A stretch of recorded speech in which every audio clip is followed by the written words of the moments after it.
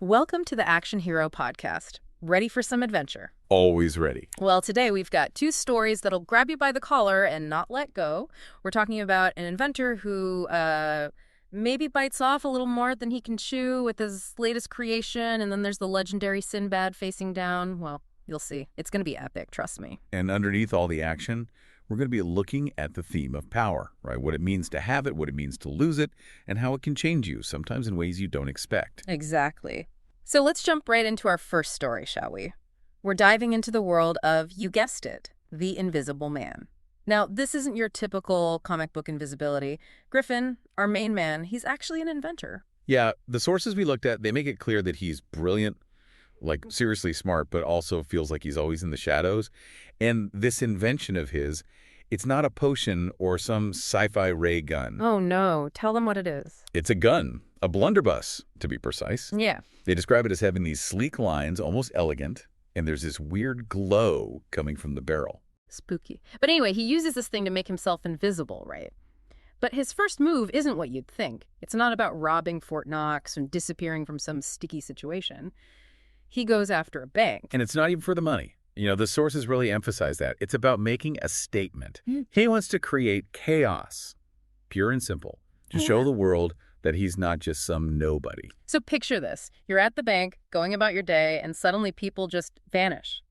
The teller you were talking to, poof, gone. A parent with their kid, gone. Can you imagine the panic? I mean, it'd be absolute pandemonium. And that's exactly what Griffin wants. He gets this God complex, thinks he's above it all, pulling the strings from the shadows. But here's where things get interesting. As the story unfolds, he starts to see the real consequences of his actions. News reports about missing people, families torn apart, the sheer terror he's unleashed. Right. It's like he's finally seeing himself through the eyes of the world, or rather, the lack of eyes, because nobody can see him. And it starts to dawn on him that being invisible isn't all it's cracked up to be. There's this powerful moment in the source material where he sees a news report about a mother whose husband disappeared in the bank. And she's not even crying, she's just empty. Like all hope is gone. Yeah, that hits him hard. He starts to realize that true invisibility isn't about making others disappear. It's about you disappearing from the world. You become this ghost cut off from everything and everyone. It's like he's caught in this tug of war, right? On one hand, he's got this incredible power, this ability to do whatever he wants without consequence. But on the other hand, he's utterly alone. Totally.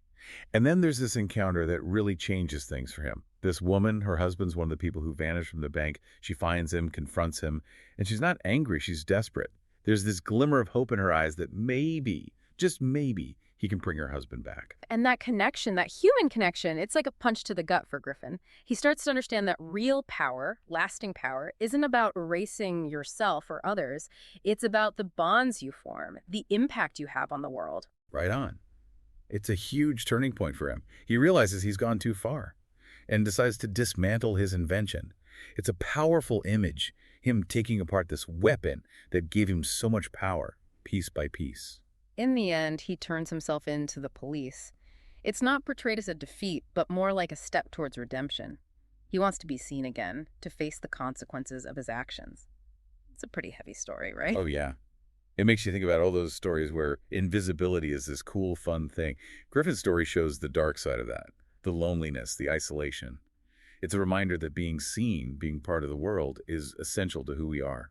And on that note, let's switch gears and sail off on a completely different adventure with Sinbad the Sailor. Now, if you know anything about Sinbad, you know he can't resist a good treasure hunt. Oh yeah, this guy's a magnet for trouble. Yeah. Every voyage is a recipe for disaster. But that's what makes him so legendary, right? He's got this insatiable thirst for adventure, and his crew, well, they're just as crazy as he is. And in this particular story, he's on a quest for a mythical island said to hold a weapon of immense power. We're talking about a weapon that can control the seas themselves. Yeah, the source material goes into detail about the rumors surrounding this island. It's supposed to be hidden by these impenetrable mists, guarded by creatures straight out of a nightmare.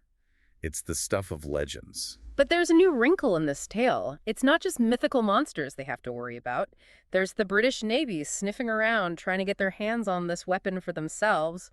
Old Mahmoud, Sinbad's right-hand man, he's particularly worried about them. Yeah, the British Navy, they represent a different kind of power, a more organized, more let's say, official threat to Sinbad's freewheeling ways. And sure enough, they run into a British frigate, the Blue Nymph, which, funny enough, is the same name as Sinbad's ship.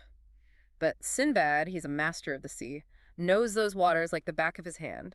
He manages to outmaneuver the frigate, using those treacherous reefs and currents to his advantage. Talk about a close call. But then things get really weird. Those mists I mentioned, they roll in, thick and heavy, with this strange, salty smell, like nothing you've ever encountered before. And out of the mist, these shapes start to emerge. Not human shapes, mind you. We're talking about some seriously creepy creatures. There's this one described as having tentacles as thick as oak trees, snatching a sailor right off the deck and dragging him into the depths. Oh yeah, that's a chilling scene. And what does Sinbad do? Does he grab his sword? Nope. He pulls out his pistols.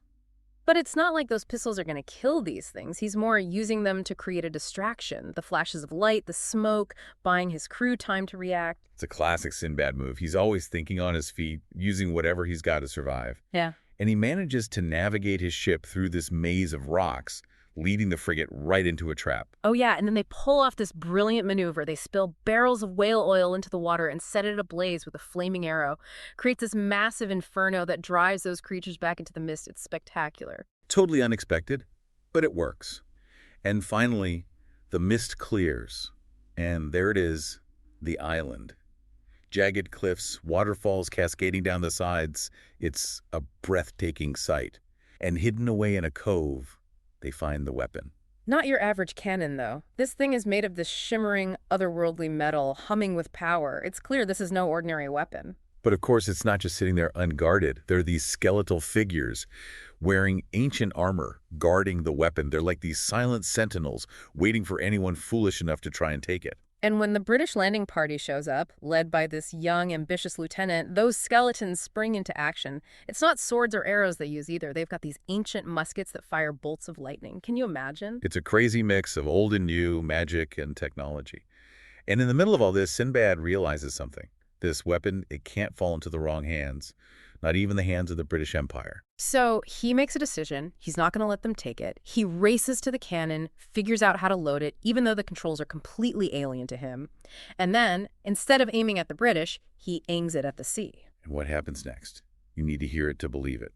The cannon fires, and it's this deafening roar, like the whole island is splitting apart. A massive whirlpool opens up in the sea, swallowing the cannon and those skeletal guardians. And then, just like that, the sea calms down, as if nothing happened. The British, understandably freaked out, they decide to cut their losses and retreat. And Sinbad, well, he figures he's done enough heroics for one day. He sets sail for a quiet island with a nice supply of rum, leaving that powerful weapon at the bottom of the sea. It's a classic Sinbad ending. He faces down danger, saves the day, and then finds a quiet corner to enjoy his reward. But knowing Sinbad, it won't be long before the call of adventure draws him back out to sea. So there you have it. Two very different stories, but both full of action and adventure.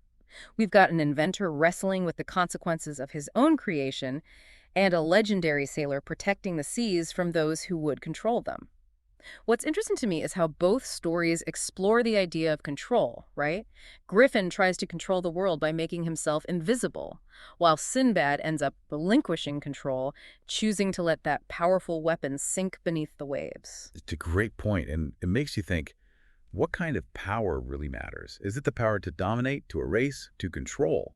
Or is it the power to connect, to protect, to let go? That's a question we can all think about, especially after hearing these amazing stories. And that wraps up another thrilling episode of the Action Hero Podcast. Don't forget to rate and follow for more action-packed adventures. Until next time, keep those imaginations firing. And those adventure senses tingling. You got it. See you next time, folks.